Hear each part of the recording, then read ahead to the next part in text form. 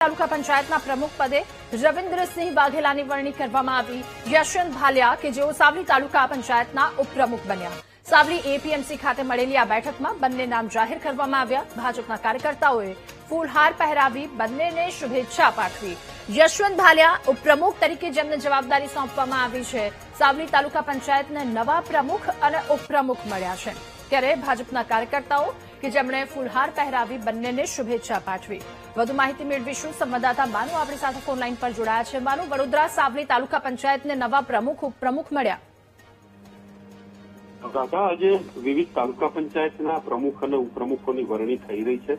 સાવલી તાલુકા પંચાયતમાં પણ આજે પ્રમુખ તરીકે રવિન્દ્રસિંહ વાઘેલા અને ઉપપ્રમુખ તરીકે યશવંત ભાલિયાની વરણી કરવામાં આવી છે। ભાજપ દ્વારા આજે સત્તાવાર મેન્ડેટ જાહેર કરવામાં આવ્યો છે। સાવલી એપીએમસી ખાતે આ બેઠક રાખવામાં આવી હતી, એમાં પ્રમુખ અને ઉપપ્રમુખના નામ જાહેર કરવામાં આવે છે। ભાજપના જીતેલા તમામ સભ્યો હાજર હતા। સર્વસંમતિથી આ નામો નક્કી કરવામાં આવે છે। નવી ટીમની જાહેરાત થતાં જ કાર્યકરોમાં ઉત્સાહ અને ખુશીનો માહોલ છે। આવતીકાલે આ તમામ હોદ્દેદારો છે વિધિવત રીતે તાલુકા પંચાયતની સભા મળશે, એમાં પોતાનો ચાર્જ સંભાળશે।